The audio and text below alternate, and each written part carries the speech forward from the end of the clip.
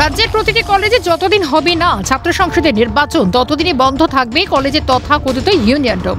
South Calcutta ল কলেজে গণধর্ষণ কাণ্ডে দায়ের হওয়া জনস্বার্থ মামলায় এমনটাই নির্দেশ কলকাতা হাইকোর্টের। আপাতত রাজ্য রাজনীতির অন্তর্মহলে তরজায় আদালতের নির্দেশ। কলেজে কলেজে ইউনিয়ন রুমগুলি হয়ে উঠেছে দুষ্কৃতীদের আখড়া। সেখানে দাপট চলে শাসক দলের ছাত্রনেতাদের, এমনকি কলেজে প্রাক্তনীদেরও। যদিও বিরোধীদের এই অভিযোগকে একেবারেই মান্যতা দিলেন না তৃণমূল ছাত্র পরিষদের রাজ্য সভাপতি তৃণাঙ্কুর ভট্টাচার্য।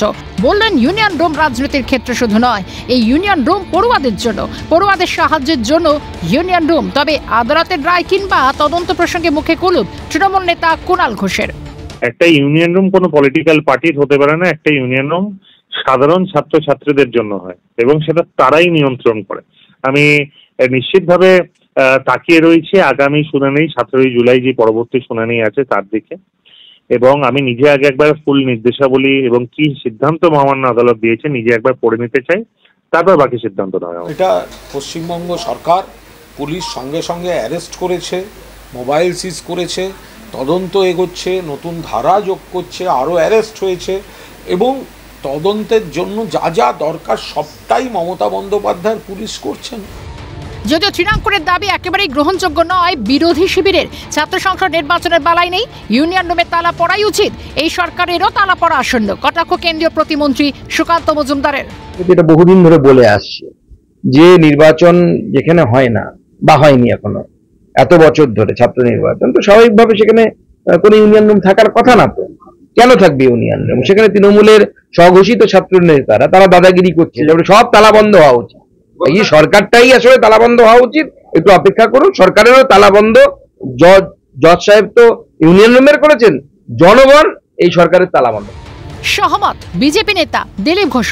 রাজ্যের কলেজে কলেজে ইউনিয়ন রুমে মদের ঠেক আর আনন্দ উল্লাসী দস্তুর, এমন ইউনিয়ন রুম রাখার দরকার কি? প্রশ্ন বিজেপি নেতার।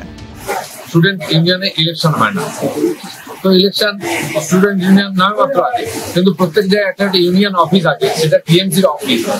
আর সেখানে এই ধরনের গাঁজা, জোয়া, মদ এসব হয়, আর পার্টির লোক মহিলাদেরকে নিয়ে ধর্ষণ করা হয়।